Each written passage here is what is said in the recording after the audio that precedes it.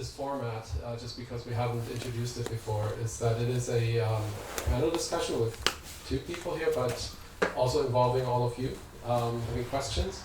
So we will have, and the two panelists agreed to split up the time into the topics basically, but they also discussed a bit beforehand, so they also have questions for each other. So there will be short impulses by the panelists, and then they will have questions for each other, but then also you are all invited to pose your own questions on the topics.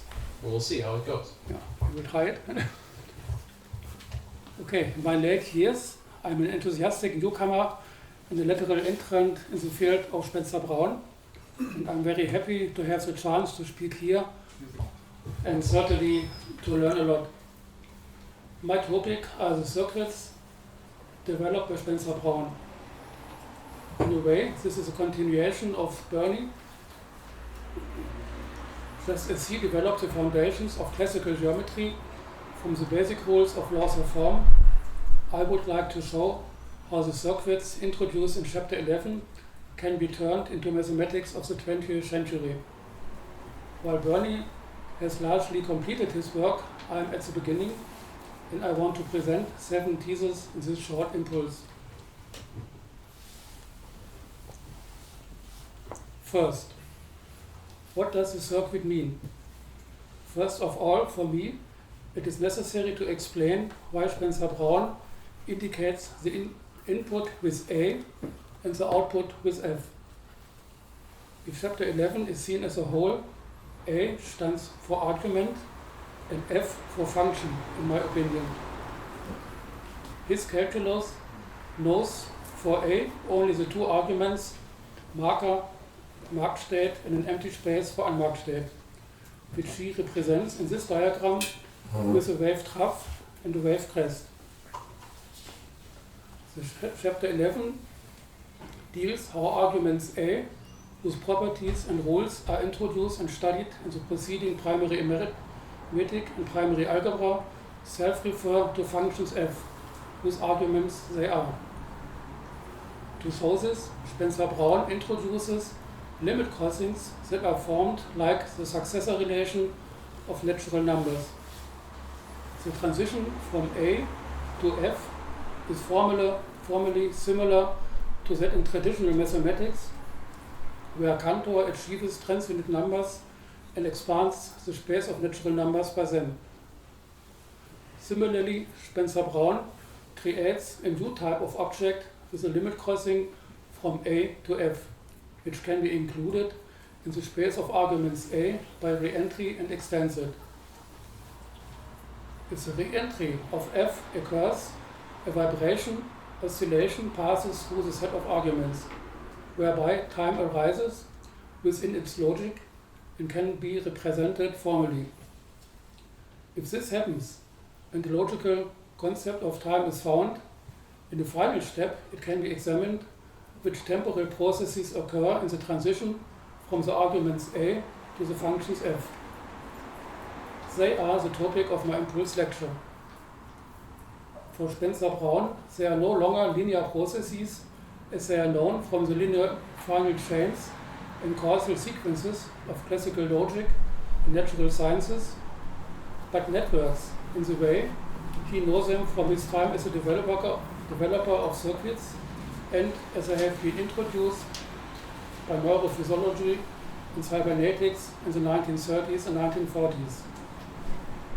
He examines how an input A is modulated by networks into an output F. He restricts himself to the simplest case when a new wave of double wavelengths is generated from an incoming wave. Everything else should develop from this. Second, it is no coincidence that he considers networks with which waves are modulated. In the 19th century, Stokes and Weierstrass' theorem showed that any function can be interpreted as an approximation of simple waves. Hilbert constructed the Hilbert space from this, which became of fundamental importance for quantum mechanics and game theory. In my understanding, Spencer-Brown therefore uses the modulation of a given wave into a double wavelength wave to design the nucleus from which the foundations of modern mathematics can gradually be developed. Third, how does the incoming wave pass through the network? In order to understand his approach, it is important that the modulation of a wave in a network is not done for the wave as a whole, but in sections per wave crest and wave trough. Each section is seen as a single input, which Spencer-Brown calls stroke. Each stroke must find its own way through the network.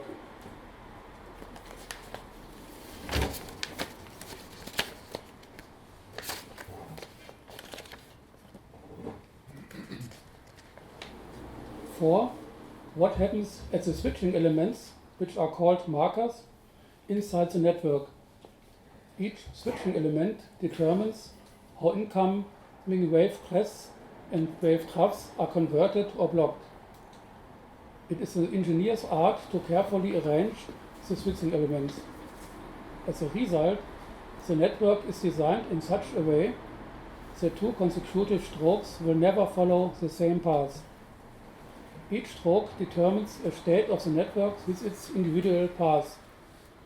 The wave is split, dispersed, as it travels through the network, and as a result, it is combined to the resulting wave. The network therefore no longer simply describes a difference between the input A and the output F, but a difference field. 5. The system is set up in such a way that in the oscillation of its system states, it can react to the oscillation of the input and, as a whole, produces a kind of fluid equilibrium of which Bertalanffy spoke, and which can be described as Majorana and Varela a self-organization autopoiesis. 6. The developer designs the system in collaboration with the network. He does not know in advance what inputs will be made, nor can he fully plan which way they will find through the network. He can only vaguely predict the network's behavior and relies on the system's self-organization. The network can be understood as the medium or the ground, its respective state as its form. With the networks, the one-way procedure at the beginning of laws of form is left behind. It is no longer a single directional acting subject that draws a form into a ground following the impulse draw a distinction, but the subject designs a network that finds its own form, which can then be improved by the subject. The relationship between medium and form, or in Spencer-Brown's language, the relationship between marked and unmarked space, the OC, becomes dynamic. Spencer-Brown shows in detail how the network can alternatively be constructed according to the rules of the laws of form as a form that is only formed from marks and feedbacks by reentries. But its specific property as a network is better shown only in its usual graphical form, as you see it. Thus, Spencer-Brown succeeds with the networks in a transition from the simple forms in the main text of laws of form to a new design of logic whose basic elements are networks. Thinking further, they result in the idea of a mathematics that is no longer based only on numbers and the elementary geometric figures like point, cycle, straight line. 7. And last item. The fields of application are diverse and basically unlimited. For me, the networks therefore stand for a logic of medial modernity. In this panel, I would like to give the example of organizational theory. Every organization is a network that processes certain resources, its input, in order to achieve a result, its output. Within the organization, each switching element can be described as a position occupied by the members of the organization. Each job creates value, and the network plan is a generalization of linear envisioned value chains. What is crucial is the insight not only to design a scheme of the organization, but to understand how this scheme affects the self-organization of the organization and brings it to life on a theoretical level. To this end, Spencer Brown has created a formalism that could make it possible to develop the algorithms which was not possible in the various fields of application, such as organizational theory in this example. Thank you.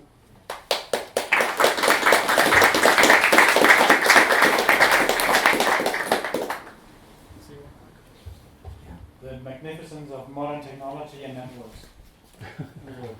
Anyway, thank you, Walter.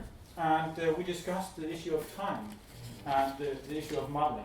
And as a very ignorant person, not being able to know anything about engineering, that's the only topic we really could agree upon. So what I would like to ask you is a question about time and timing. So if this could be a sort of a prototype of a model of an organization, how does time, or how is time involved? Could it, for example, be that decisions can be pushed into the future, and how would that be shown in the graph? Yes, I see that time is involved in two times. The first time, of course, it's easy to say we need some time from the input A to the output F. That's the easy way. Of course, we know here needed time. And when I looked a little bit into the papers from Spencer Brown and secondary literature, there comes a second aspect that, for example, the first strokes go here, later comes the second stroke, then can be time involved that the second stroke have to wait what happens with the first stroke. There could be some interrelationship. And here I find a short remark by Spencer Brown that he speaks of a third dimension. The first dimension is the linear direction, and the third aspect of time is that each path through this network can be interpreted as a special status of the network, so that the network changes its state as a whole. And this movement from one state into another state, that for me is a second very important aspect of time. Also here I will make a remark. This morning we heard a little bit about Hegel. Perhaps somebody knows about Hegel, then this part of time, that is what Hegel calls knot lines.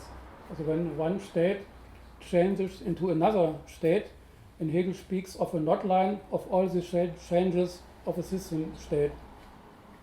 And this is definitely a new dimension. It is not the same as the time inside the network from the input to the output, but it's the time needed and interpreted for the changes of the network as a whole. Okay, thank you. The other question that I have is in relation to a network that breaks down. Everybody that does projects or organizational planning knows that it is impossible to carry out a certain plan in every single detail. We tried it in the First World War. Well, that's where the wristwatches came from. So every soldier or every commanding officer knew that at 10:17 I would have to jump out of my position and move 234 meters forward, stop, wait for 4 minutes, and then proceed even further. And simply kind of describing or mapping the world around it by the action that I do, right, by a preconditioned plan. So that's about things we plan. But what about if this circuit or this model breaks down? It's a technological issue here. It wears down and this G function doesn't work anymore. What happens? And how can the organization then realign? Is this inside your understanding of the model? Yes, so here we can come back to the question sometimes earlier about the introduction of the imaginary numbers. When you look here in detail, the easiest way, and I personally believe that was the way where Spencer Brown started, is just numbered A, B, C, D, E, F, a typical linear process. But now for another stroke, for example, it can happen that this way is blocked. That, for example, when a wave crest comes here and comes to a switching element where the crest cannot be converted, then it must be find another path for this second stroke or for the third stroke. And therefore, Spencer-Brown introduced additional switching elements which called I and G. I'm in person, as he have not explained it, but for me this I stands for imaginary.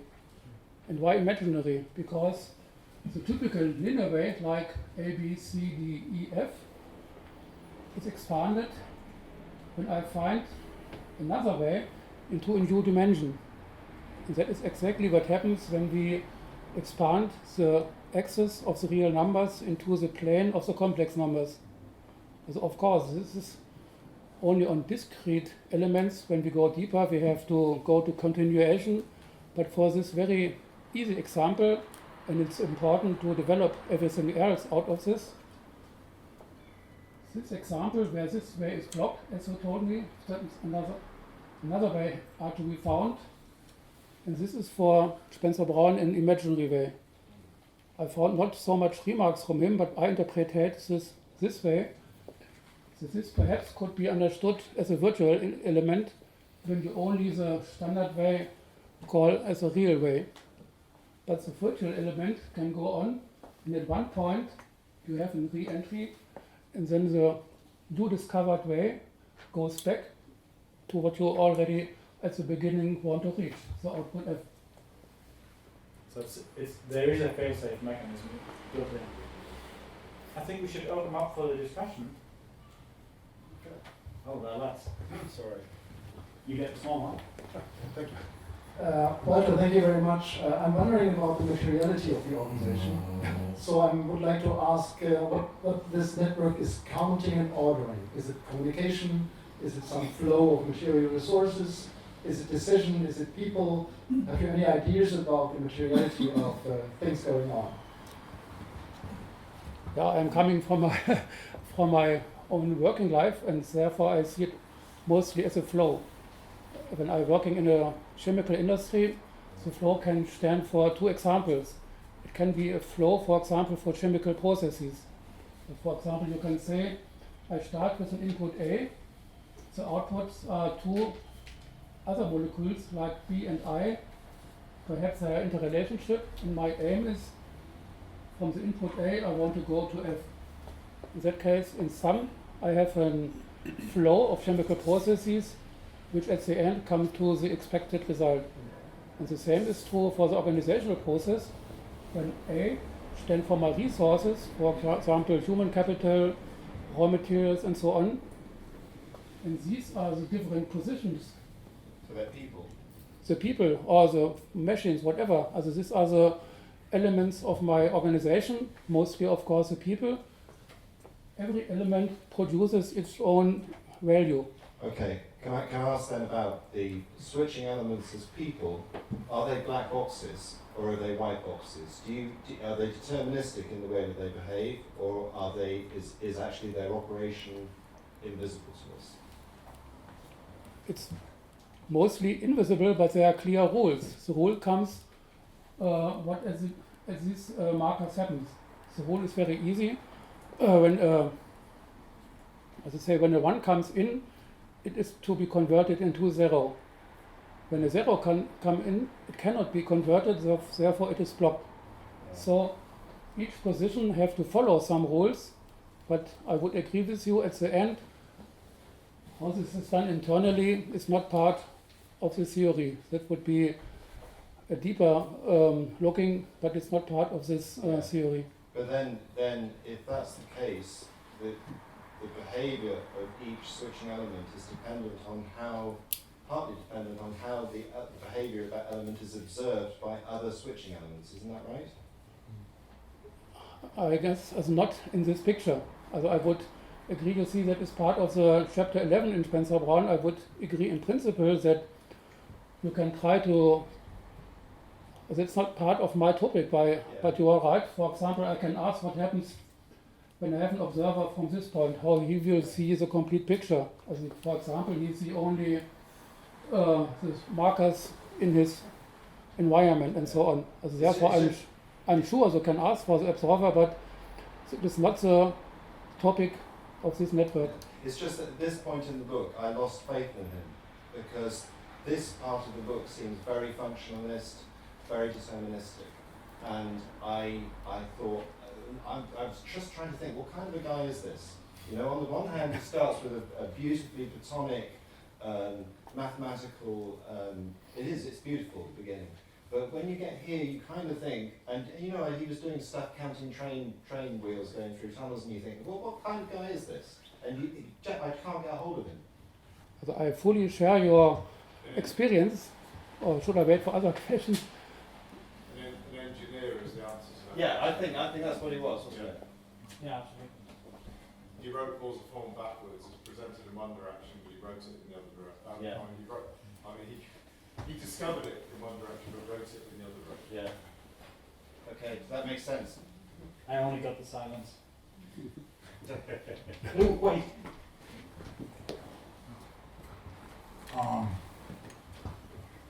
I wanted to ask you again to explain in your model what happens to signals going into a mark. Could you tell it again? You talked about something being blocked, and I wasn't sure what rules you were using.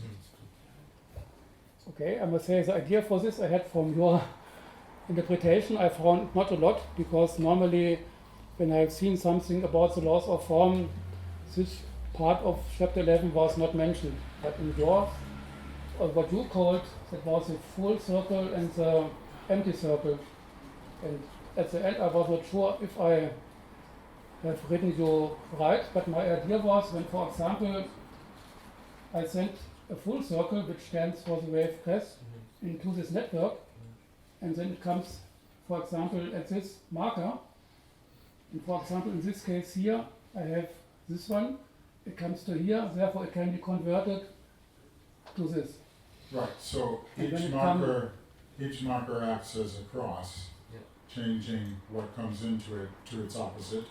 And it may have many lines coming in, so you might have a marked state or an unmarked state coming in totally, because you may have, for example, a marked and an unmarked, or an unmarked and a marked, with two lines coming in. You take the combination of all the lines coming in, and then you switch it. So it may be that you don't see anything go through the marker, and I think that's what you meant by blocked. Is that what you meant by blocked? That at that point you wouldn't see any change? Exactly, that at the end was my idea. I don't see that the whole input find its way, because that is for me impossible. For example, this first section, what Right, depends so upon, the signal goes another. changes, but it doesn't go through that way. It has to go through some other way. Exactly, the Yes. first pass goes, for example, this way, Yes. the second pass wherever, but at the end, the network is, constructed in a way that at the end, here is a point where they all come together, and then this So way, one way of thinking about the design is that you want the signal to be going through and to make a certain pattern, and then it does get blocked in the sense that it won't go through this way, and so more design has to happen, more self-observation of the circuit has to happen. exactly, that is my, you can call it my philosophical idea about this. At the end I have not the difference between A and F, but the whole of the network for me is a difference field. But So I have- one more thing and I'll stop talking.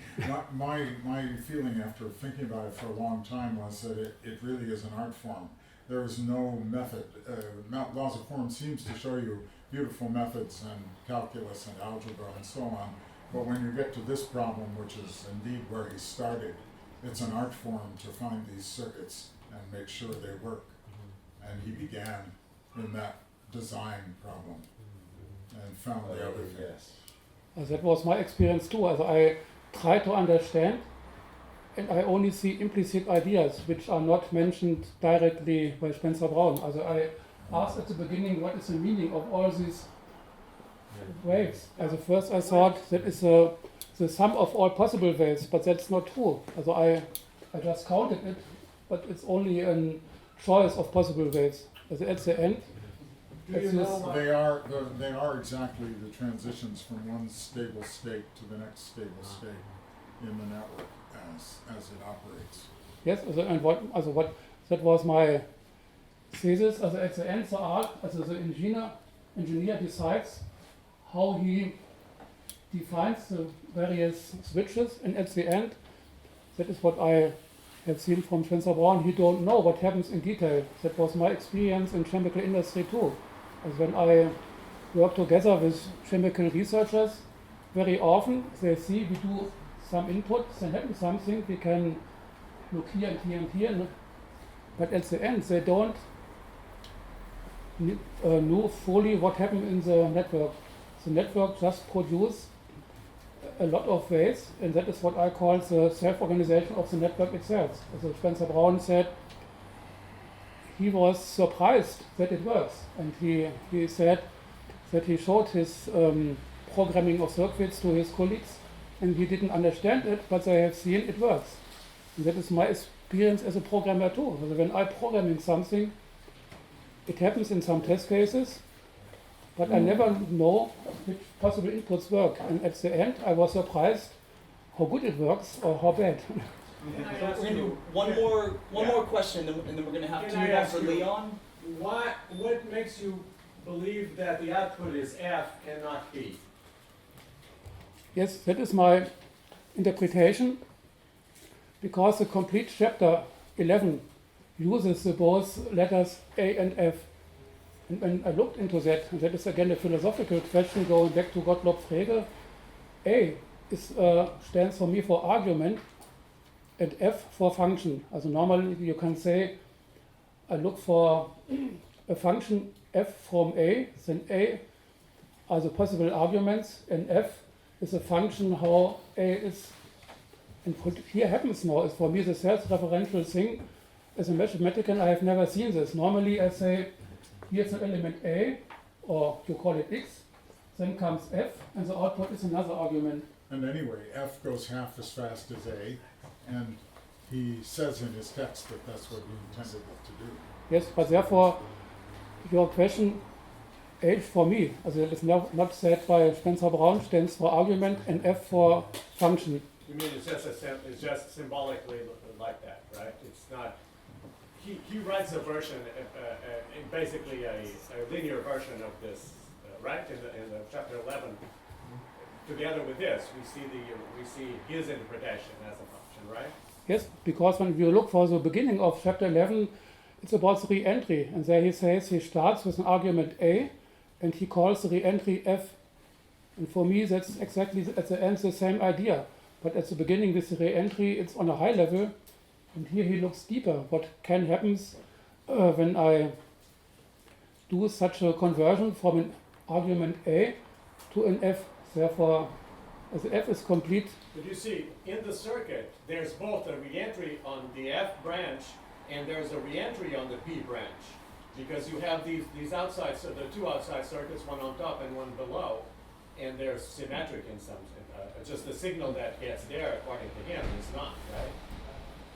Well, it's all right to regard any place in the circuit as its output if you wish, Yes. if it was useful to you. That's what my feeling was. Yeah, but Depends on what you want to get out of it. Yeah, yeah. But I underlined P, as P is already mentioned, but I added this arrow because you see here, this are the two alternatives how a wave with a doubled wavelength can occur. For example, this is definitely, here already perhaps true, but most of these waves is not what Spencer Brown wants to have as a result. He wants to have a result, a modulation of a wave, and therefore these are two possible outputs. So I'm just pretending this works. We're gonna have to move on to Leon's question and then on to the next segment. Yeah, then to Lars. Right.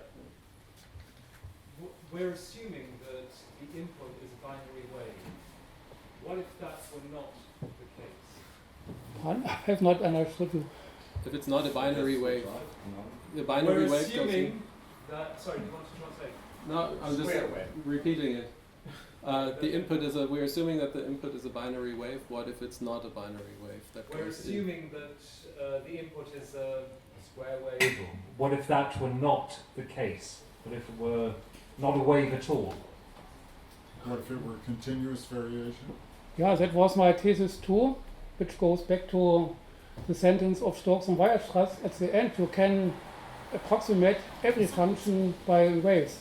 So if we have another input, whatever it happens, then you can show that it can be approximated by waves. So it should be possible, I have not done this, I say I am at the beginning, it should be possible with a simple case to go more and more complex, and then you can ask your question. But here, this story depends on the input goes to a value and waits, and the circuit goes through its dance and settles down. Yes. It takes some time in reality, a little bit of time. If you vary the input very quickly, then you'll have a very interesting dance, a cybernetic dance between the input and the delays in the circuit. And it would be great fun to make a computer model of it. Like the simplest example is the Feigenbaum iteration, which is a constant times x times 1 minus x, which looks like x cross. And then even that circuit is complex. And this would probably give some very interesting behavior if you gave it a continuous input. I don't know if anybody ever did that. But Lou, do you have any notion of what the switch is? But we have to have to continue stop. this. So this is a really good impulse topic because it may be discussed. Very good. Let's stick with their lines here, and there are some forms. This is kind of what I'm going to talk about in a short moment when we switch. And well, we're in Manchester, and as an educational historian or historical sociologist. Yes, I want to go here. But I need somebody. Yeah, just this and then click on your name. Yeah. See, we are in Manchester and quite close to Manchester. You want me to put this on? Yeah, try to switch. Right?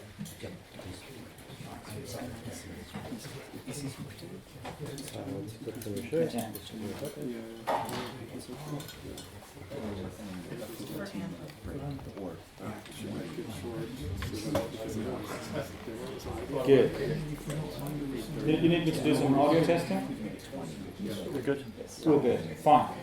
Well, when you look at Spencer Brown from a perspective of a historian or a sociologist, something very different emerges.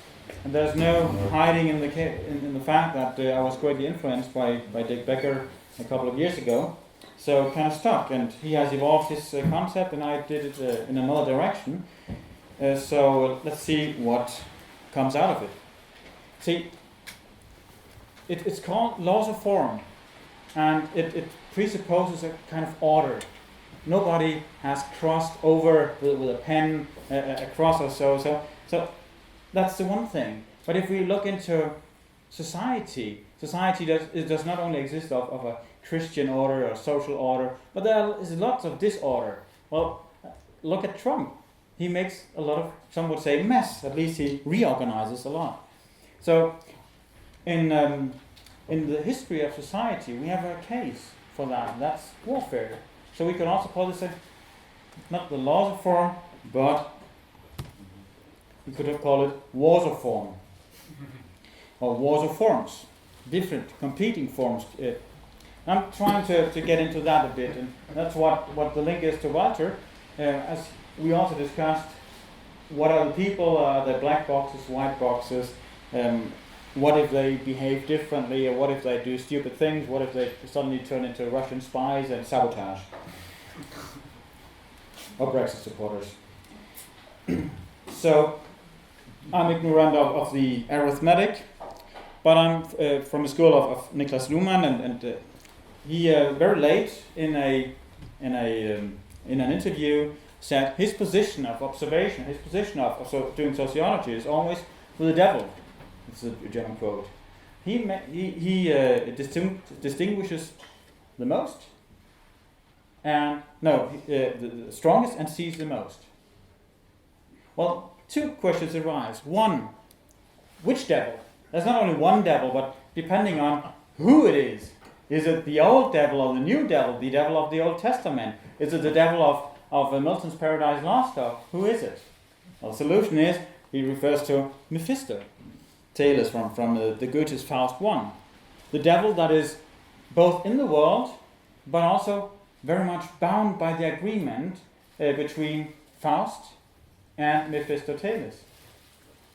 Most people in Germany only read the first Faust number 1, but the important fact is that in Faust number 2, Faust finally, at the end, regrets that he signed the treaty with the devil, or with Mephistopheles. And he, the man, has the power to tear the contract apart. And suddenly the contract is void, and Mephistopheles disappears wildly and aggressive, but he has no powers anymore. This is very important, because the observer, Mephistopheles, only has the powers given to him by Faust, and so it is with Luhmann. He only has the power given to him by society and Spencer Brown. So Mephistopheles, a renowned argument here, is doing the blood argument. My position is with the devil, and why not? My position is with Spencer Brown. He makes the strongest distinctions and sees the most. And this quote is from 96, a year before a bit more than a year before he died. So why does he refer to the devil and not Spencer Brown, when Spencer Brown, at least from 1984, was an important part and was referenced quite often? Even a title of one of his papers has the name of Spencer Brown in it. Women, men, and George Spencer Brown are different. That doesn't make a difference. Or, as I come from the educational sector, we could go another route. In laws of form, it says, draw a distinction. A distinction. But teachers very often say to students, draw this distinction. It has to be an a capital A, not a small a. Do that. So it's another way of observing distinctions. Or they make a mistake in basic arithmetic, and we say to them, we line it with a red pencil and say, well, draw another distinction, do it right. Or even the absurd one, shut up, draw no distinction. So, well, as a sociologist, we discern between a theory and the society. And Luhmann, when he doesn't refer to Spencer Brown, so we can ask, what is his background? Where does he come from? What is the old European semantics that he builds on, and the old European theology and philosophy? And the one who develops the concept of contingency, passing or going beyond Aristotle, is the famous philosopher and theologian Johannes Duns Scotus, who defined contingent as, I do not call contingent everything which is not necessary or not everlasting, but that thing of which the opposite may occur when it occurs. So is it important for Luhmann? Well, yes. I have the German original and the translation. So it's exactly the same wording. This concept results in rule. Something is contingent insofar as it is neither necessary nor impossible. It is just what it is, or what it was or will be, a temporal issue, though it could also be otherwise. So it's absolutely the same concept. And maybe this is a point or an argument for why Luhmann refers to the devil and not to Spencer Brown. We can also go another place if we only look at the distinction, if we look at where does he come from? Well, there's this question of the distinguishing between the one side and the other side, the inside and the outside. And if you look at the Trinitarian argumentation, the powers of scholastic thinking, we start with Anselm of Canterbury. He wrote this when he wasn't in Canterbury, before he came here. But anyway, therefore, so in the case of God, although he is the Father, the Son, and the Holy Spirit, there is the Father of only the same Son, and the Son of only the same Father, and the Holy Spirit of only the same Father and the Son. So the Father is not the Son or the Holy Spirit, the Son is not the Father, the Holy Spirit is not the Father. Indeed, since the Son is from the Father and the Holy Spirit is from the Father, the one from whom someone is cannot be the one who is from him, nor can the one who is from someone be the one from whom he is, as I have already said. So, therefore, the Father is not the Son nor the Holy Spirit, nor are the Son and the Holy Spirit the Father. And so, to mention a different reason provisionally, since we have not yet shown that the Holy Spirit exists and proceeds from the Son is not the Holy Spirit, nor is the Holy Spirit the Son, since the Son has existence from the Father by generation, and the Holy Spirit has existence from the Father by procession, and not by generation. Nor can the Son be his own Spirit, nor can the Holy Spirit be the one of whom he is the Spirit, and so on. Anyway, that's the tradition. And this is a really complex way of going towards distinctions.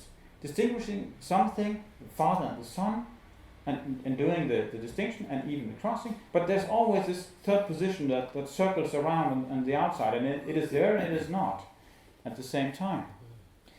Another argument by Anselm of Canterbury, this is from 1073 to 5, is that, well, God created everything, so, and a question of evil and the devil. God created everything. Everything that God created is good. This is a very easy argument. Well, the devil is there, and we can see empirically there's bad things in the world. So if there are bad things in the world, then what he has created must be not a thing, because everything is good. It must be, and it works perfectly in English, a no thing, a nothing. So the devil is a nothing, but it's still an effect. It's still a result of the creation. It's the nothing and the thing is part of creation. And Luhmann quotes Anselm of Canterbury, so he has very much read it.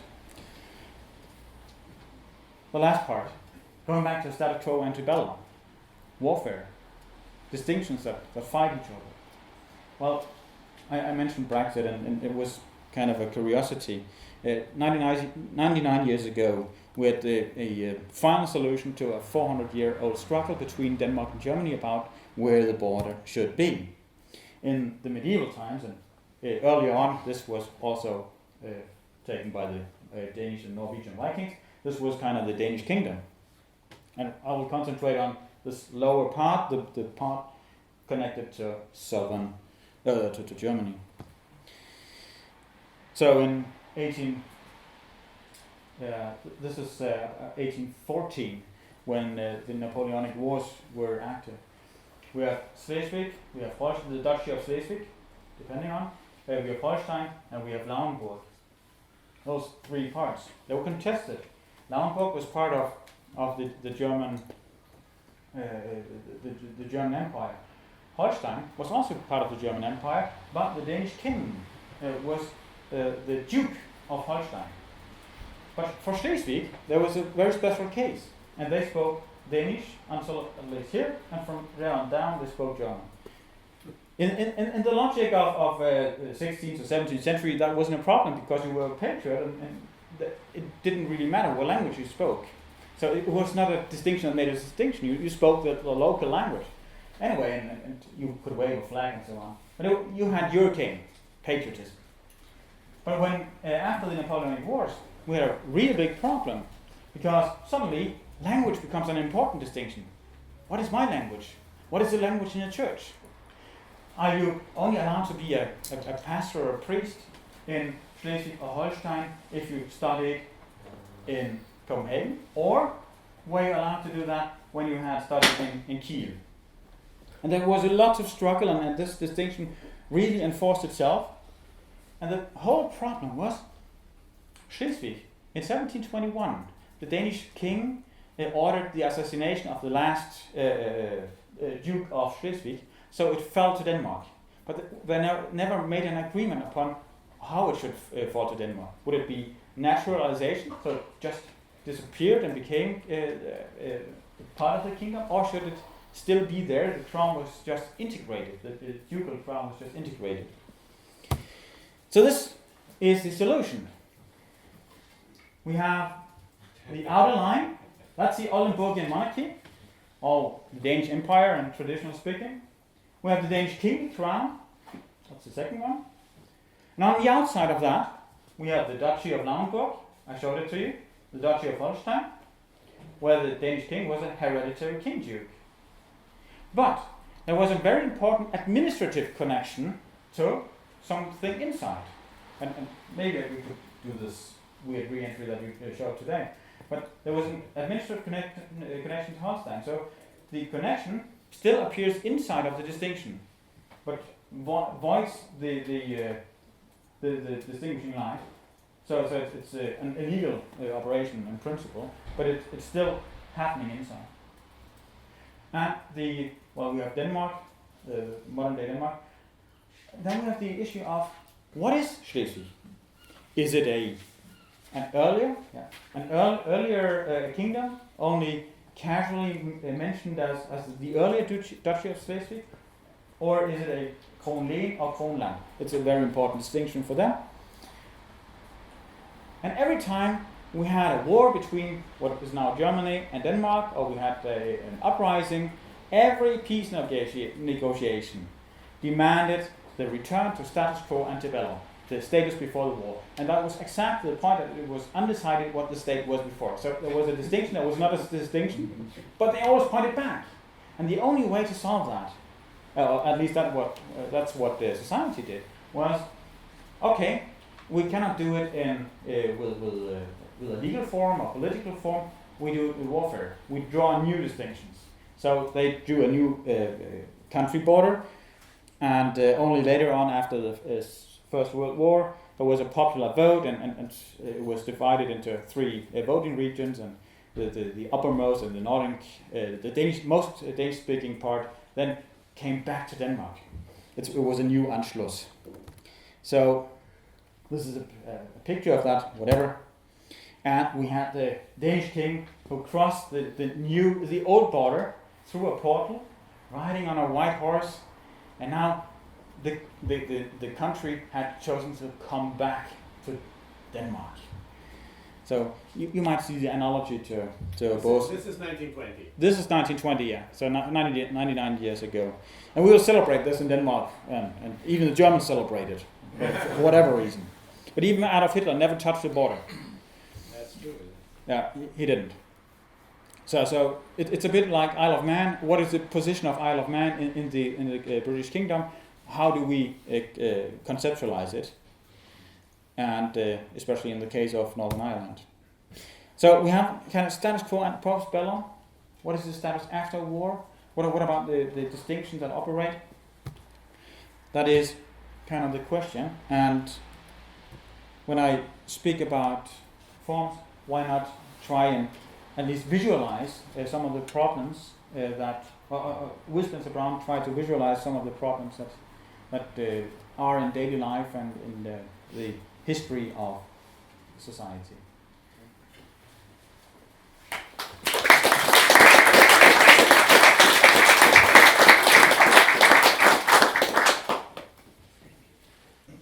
You got one. Yeah, Lars, I want to focus. Is it on? Is it on? This one.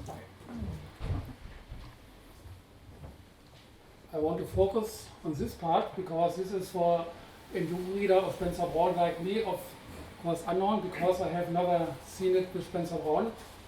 I want to add, I have even a personal reason to ask this, because I was introduced very often in the wrong way. I'm not named Tydecks, but Tydecks. Tydecks is a Lithuanian name. My grandmother is Lithuanian, my grandfather is German. They both lived in this area at her time, that was in Germany.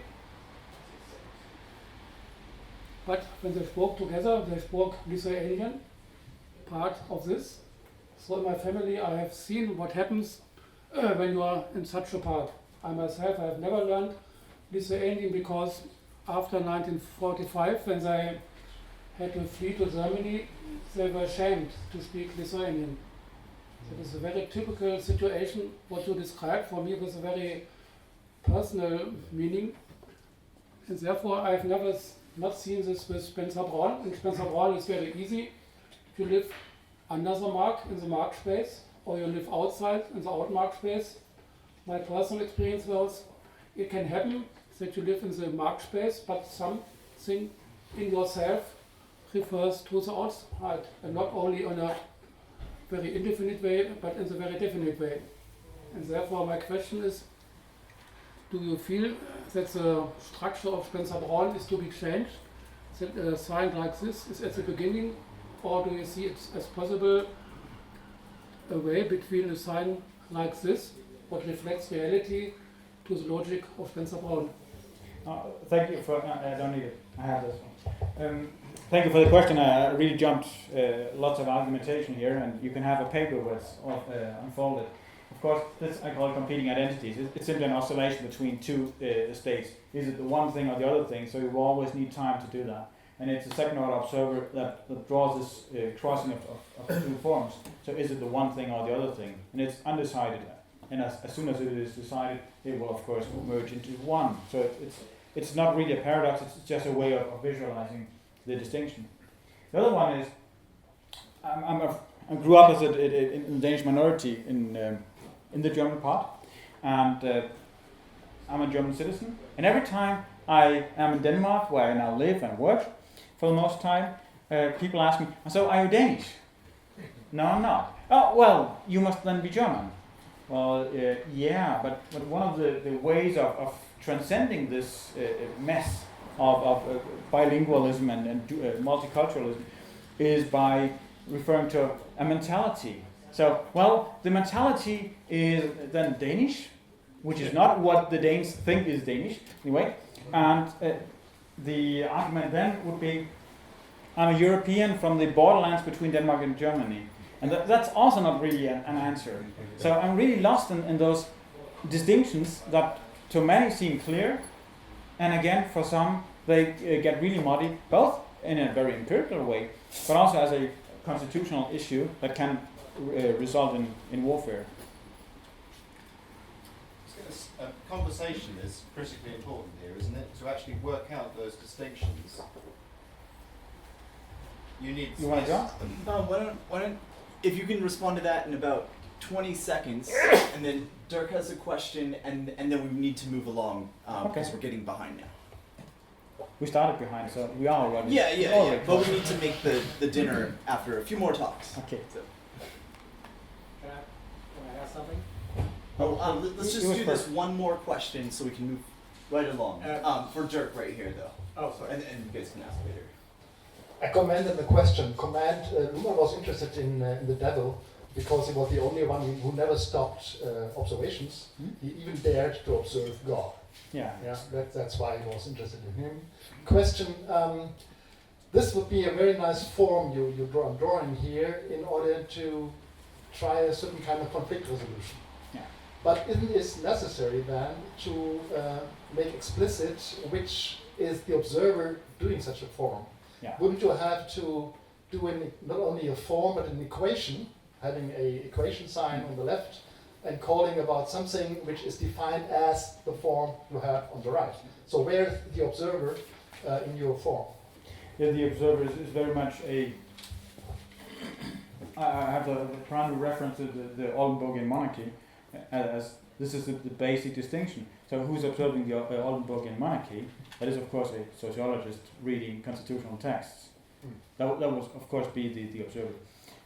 Where are you in that? Where are you? I'm out. In there. Personally, I would put myself back in as a black dog. I would be. It's a personal. I have to decide actually. To decide, I want to look at it as a Kronlin or Kronan, and I will always jump in here. But it is a decision, and I'm not allowed to talk anymore. But I could continue. What would you do then? What does that evaluate to? No, you cannot simply reduce it. All right, I'm gonna have to ring the bellum on this. Okay. Thank you very much.